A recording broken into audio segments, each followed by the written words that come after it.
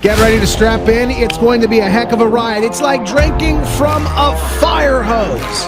Never a dull moment, but yes, you'll hear the stories you won't hear anywhere else, and we appreciate you being here with us for them today. I'm Justin Barclay. Yeah, welcome in, folks. We're talking free speech from South Africa to Michigan and beyond. In fact, he's on Mackinac this weekend for the big MIGOP conference. Jaco Kleynhans, welcome back to the program. Appreciate you taking the time to be here with us and talk a subject that I think a lot of folks have been focusing on and looking at recently. You know, if we go to X, you know, Grok, the AI there describes you as this. Jaco, a vocal South African advocate with solidarity, fiercely critiques ANC policies and global leftism, championing free markets and Western values. What do you think about Grok? Did they nail it? That sounds great. That sounds great. I love that. You know, that's true. No, you know, we take pride in what we stand for, right?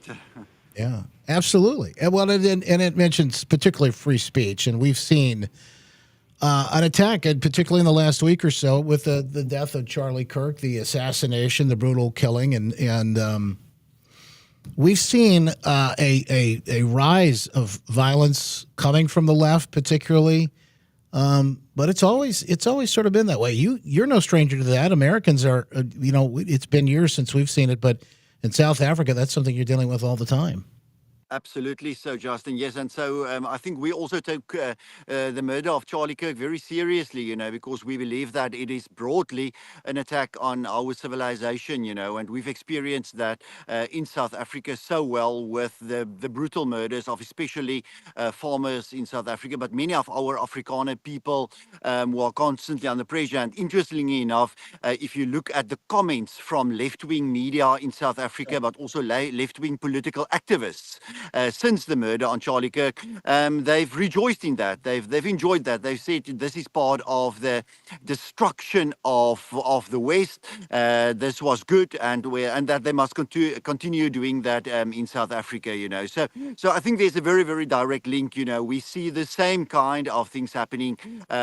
What you see in America, what you see in the UK and Europe, the same happens in South Africa, and that is why for us in South Africa, the murder on Charlie Kirk was very important, because there's something bigger beyond that, much more than just a 22-year-old young guy that's radicalized. You know, there's something much more serious in terms of the kind of language that the left is using over the last few years. And if you look in South Africa at the hateful rhetoric by the left, that is driving the murders of Afrikaner people and farmers in South Africa. You know, it's something that in America, well, like I said, we haven't really been subjected to it recently as much. Of course, there was the assassination attempt on President Trump. That's something that I think you know, we took very seriously when it happened. But then I think a lot of Americans sort of felt like there was this I don't know, maybe we were spared and we weren't going to see that sort of thing. It was just going to sort of quiet down, but it didn't. It went a little bit underground, and then it reared its ugly head here. We don't have to look much far past what you've seen, like you said, the murder of farmers and things like that. I remember seeing the video of folks chanting, you know, to kill the white farmers there in South Africa. There's like stadiums filled with people at the time, and this is something that never really got mainstream media coverage. And here it is. I'll play a little bit for folks.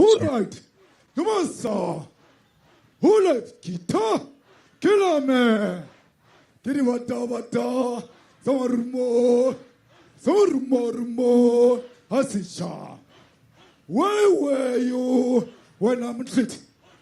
Where were you when I'm dream? So fast kitchen. You see the people making the gun symbols with their fingers. So, Jaco, let me ask you, what would this be equivalent to? So, like, Americans could really understand this. What would this be an equivalent to here in America if we saw like a big rally and someone from the left on stage making those comments. Yeah, I mean, imagine a football stadium in America filled with people singing that you need to kill a certain group, a certain ethnic group in America. If you translate what that guy was singing there, he says that white farmers need to be killed. He sings about how important that is in terms of historical backgrounds, in terms of everything from colonialism. So the reference is a very, very hateful thing. And what you saw there, that video, is not a once-off event. I think there was a perception created by some in the left-wing media that this was a once-off event 2 years ago in the stadium. This happened recently. In August of this year, the same guy, Julius Malema, had a stadium filled in Cape Town, again, where they sang this again. It actually happens at the moment about once a week. He said some time ago in a media interview that he's not calling for the broad slaughter of whites yet, that all whites need to be slaughtered Yeah. and killed. Yet, right? That was the key word. I remember seeing that interview. He said yet. Yeah. What does that mean? Exactly. And then you must remember what is happening in South Africa at the moment. There's about 5 to 7 farm attacks every week and one farmer getting killed on average every week in South Africa. So we have about 50 to 55 farmers dying every year on South African farms. And there's about 300 brutal farm attacks every year. It is people in rural areas that are targeted, sometimes older farmers, older couples living alone on their farms. They're being tortured for many, many hours. This is not something that happened somewhere in the past. It happened yesterday. It happened last week. We publish the lists now every week. So we have now a list that we publish every single week of all farm attacks in South Africa. And these guys go on and they keep on singing the song. You know what is unbelievable is that the South African Constitutional Court, which is, you can compare with the federal, the highest court here in the Supreme Court in Washington. Our highest court in South Africa, the Constitutional Court, recently said that this is not hate speech. If you think that all white farmers need to be killed, this is not hate speech. But that's because those people on the bench were political appointees. The judiciary is so politicized in South Africa that you have now a broad acceptance of this kind of hate speech against white South Africans. People in America watching this may be thinking to themselves, like, this could never happen here. Like, this is just something. There's just no way that it'll ever happen here. But I'm sure in South Africa there was a point that they thought that this would never happen. How did it get to this point in South Africa, Jaco? What was, what were the steps? Was it gradual? Was it like a frog in a boiling pot of water, or was it all of a sudden? Yeah, I think the frog in the boiling water is probably the best example. If you go back 30 years ago, there was this perception about South Africa. Also in America, you can read what Bill Clinton said. He delivered many speeches. He visited South Africa with members of the US Congress. In the 1990s, he delivered a speech in the South African Parliament.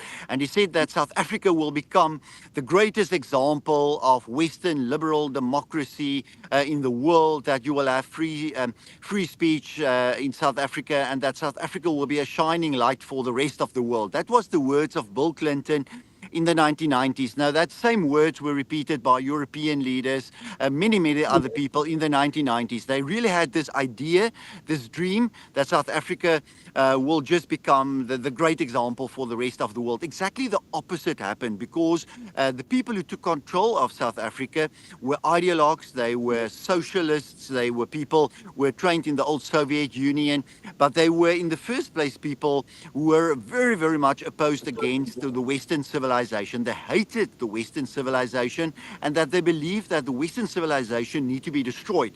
And what we had in South Africa was a kind of Western civilization in Africa, like you have Israel being a kind of Western civilization in the Middle East. So Afrikaners, and what we created, what we had in South Africa was something that had to be destroyed. That was the whole concept that these guys built their whole idea on. So we must not be fooled with what they've planned. They've planned this already in the 1960s and 1970s.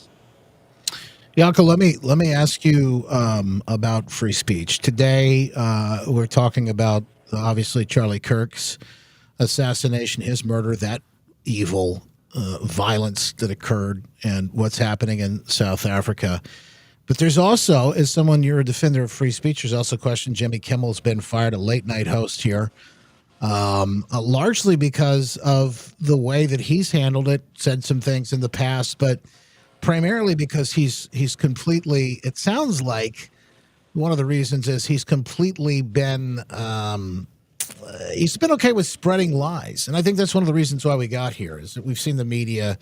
How much of that is happening in South Africa, I'm not sure of, but they're all in on this. The propaganda. There are people that completely believe something to be true that just absolutely isn't. Jimmy's guilty of that in this case. How do you balance that free speech, right? We want people to be able to express themselves, but also at the same time to know where you draw the line. Yes, I mean what we see here in America in the media and also in Europe. I also follow European media quite much. I also speak Dutch and German. So I can understand much of the European media. We see exactly the same in South Africa. We had people writing columns in South African newspapers over the last weeks or so. Saying that Charlie Kirk were responsible for his own murder. That the right deserved to die because of their own rhetoric.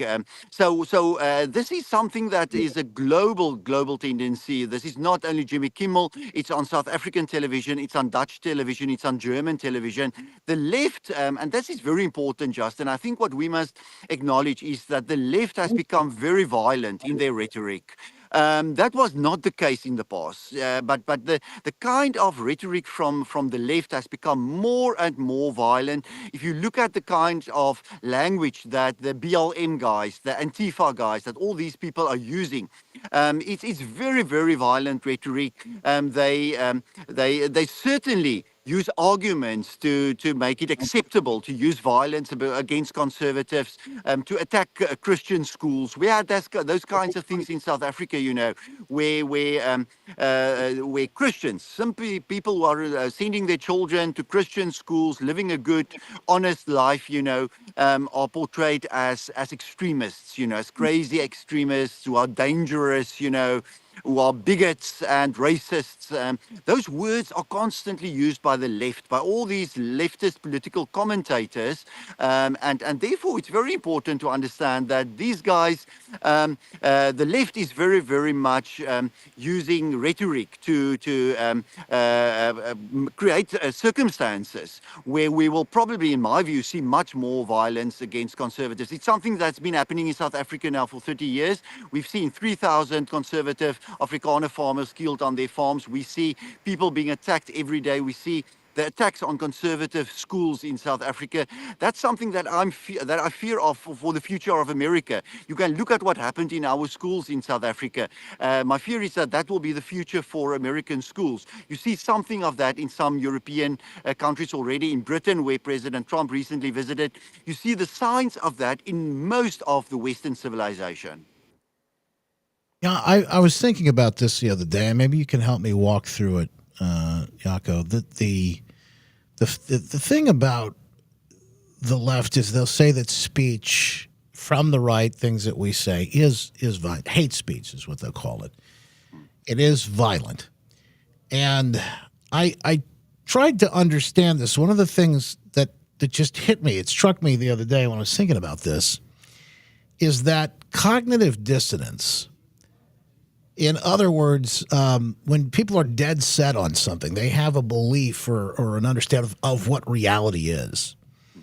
When they're confronted with an idea that shatters that perception, it causes physical pain. In other words, to them, this speech, reality, the truth might actually feel violent.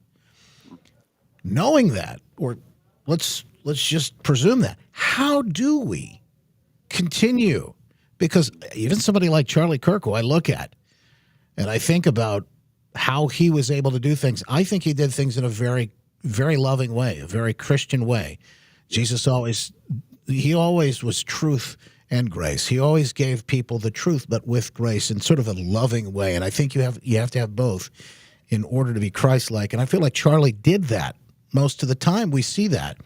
And even in that case, we see what happened. How do we go about? Because I also don't believe that we should ever stop standing for truth. I don't ever want to live in a world or think about a world, but I know there's a lot of people that may be scared, afraid to go on and do that. We want to confront these things. How do we do that, knowing what we know? Yeah, I think there's a few things that we need to do. I think the first thing is we need to acknowledge that what the left were successful with, and they've been very successful the last few decades. In the first place, they shifted the goalposts. So the kind of lives that we live, what we believe is right, and what Charlie Kirk believed is right, being a Christian, family values, community values, living a certain moral kind of lifestyle. That was the norm a few decades ago in America, in Europe, in South Africa. That were the basic norms. The left shifted the goalpost, in a sense that they say, well, that is now the extreme. So our way of life, our Christian way of life, our conservative way of life is not the center anymore of Western countries, but it's the extreme. So they were very successful in doing that.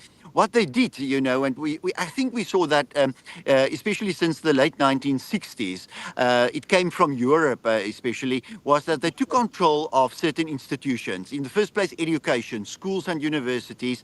They took control of the media, and they took control of the arts, the theaters and the museums. If you go to museums, I was recently in Europe, it's crazy. If you go to European museums, and everything in a European museum is interpreted through the lens of colonialism. So you will be in Amsterdam, in the Netherlands, and you will talk about Dutch history. And every single piece in the museum are somehow interpreted around colonialism and the terrible past of the Dutch and how terrible these people were and how bad they must feel and how it's important to pay reparations, for the whole past. And the whole museum, and I'm talking now about the big, great, important museums, all of them are focused on that. We saw the same in the media. That's the same case with education. I think Charlie Kirk was very, very successful in exposing the left's the way that they took over our universities in America. In South Africa, it's even more extreme. Our universities in South Africa were completely taken over by leftists. The kind of rhetoric, the kind of anti-American rhetoric coming from leftist professors in South African universities, it's beyond belief, So they were very, very successful in doing that. A friend of mine, who is a member of the Dutch Parliament, told me after the death of Charlie Kirk that you won't be able to organize what Kirk did at American universities. You won't be able to organize anything like that at any European university anymore. It won't be possible for a conservative guy to go to an open space on a university campus in Europe and talk to students openly, debate with them about issues, because the leftists took complete control. They took full control. There's absolutely no room left for conservative thinking, while conservative thinking were the norm a few decades ago. So we've got great work ahead for us. We've got big work to do. I think the broader conservative network of organizations in Western countries in the world need to work together. We need to push back. We need to absolutely push back against what the left did the last few decades. Jaco Kleynhans is on the island this weekend for the Mackinac MIGOP Policy Conference, and one of those conversations that'll be taking place, I'm absolutely sure of, is that free speech conversation. The violence that is that's coming around it, and even today, as we see Jimmy Kimmel fired from his show, it appears, on ABC. Boycotts being called for with Disney. The left is now boycotting Disney, which is it's a whole new game there, Jaco. I can't believe it. But we're also starting to see some of the response and the reaction from folks like Barack Obama talking about how dangerous this is. And people wonder, why do we think things got so violent? It's because of voices like that. I mean, that's a mainstream voice, a former president of the United States standing up and making some of those assertions. These kids get it in school on a daily basis. They're constantly being indoctrinated. They're propagandizing us through the mainstream media, and it goes above and beyond. Then you've got some of the most lefty, lunatic, radical voices like this one. Keith Olbermann, I don't know what happened to this guy, but he completely lost it. He is now saying that Charlie Kirk's assassin was in the right because all he was doing was defending someone he loved. Now that we can say with some certainty that if Tyler Robinson indeed shot Charlie Kirk, he shot him for personal reasons because he saw Kirk as a direct threat to somebody he loved. That Robinson was not a stochastic proxy murderer from Antifa or the Groypers or the right-wingers who had so recently called Kirk a fraud, like Laura Loomer. It is then also clear that there is truly only one person whose words created, amplified, mainstreamed, and manufactured this nightmarish environment that has led to Charlie Kirk's death.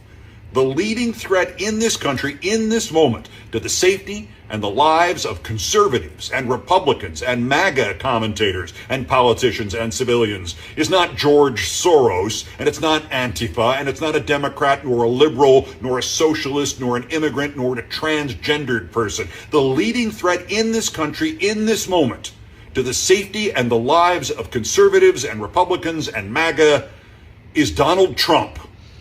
All right, make that one make sense. How many hoops do you have to jump through?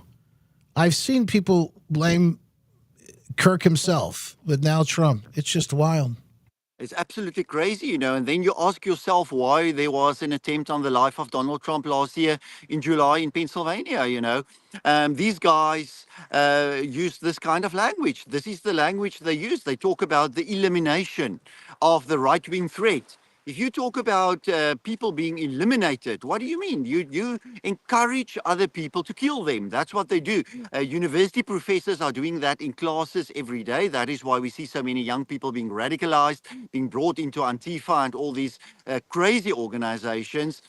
We need to push back very, very hard against that. And I think President Trump is doing the right thing, to take steps against these guys.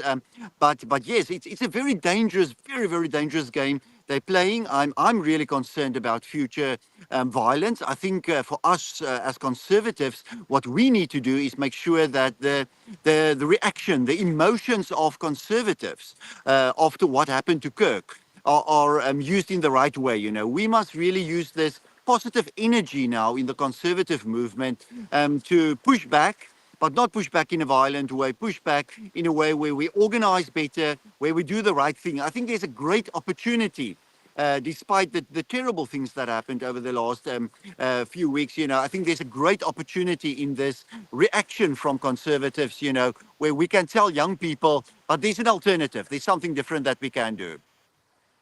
It's an interesting point. The moment that I heard that Charlie was shot, we didn't know how he was going to fare at that point. After seeing the video, I had an idea, but I immediately jumped online and did a live stream and asked people to pray for Charlie, but also for our nation. And one of the things that I warned against was that reaction, Jaco, was this violent sort of reaction. One of the things we know is that, we think some of these folks on the left seem very out there. They seem insane in their reaction, and some are.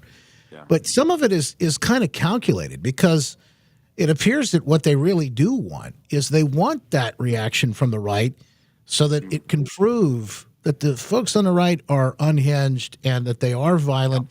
And what they want is destabilization in Western civilization, particularly in America as well. Absolutely. I think that's a very important point that we need to understand is what is the end game? What is the end game for the left? I think people just simply don't understand that. I've been reading so much articles after the death of Charlie Kirk and how people try to interpret this. But remember, the left are also against democracy. These people are not classical liberals anymore, that's in favor of democracy and freedom and free elections and things like that. The left today are authoritarians, They are absolutely authoritarians. Their end game is having an authoritarian system that will destroy any signs of Western civilization, of the Christian religion, of our cultural background. They need to destroy that. And one way to do that is through violence. They very, very much support the idea of violence. And what they want to do now is they want a right-wing reaction. and they want a right-wing violent reaction. So they want right-wing people to commit violence, to assassinate people, to murder people, so that they can then take this further. So I think there's been a very, very large shift, in the strategy of the left, and what exactly entails the left in Western countries today.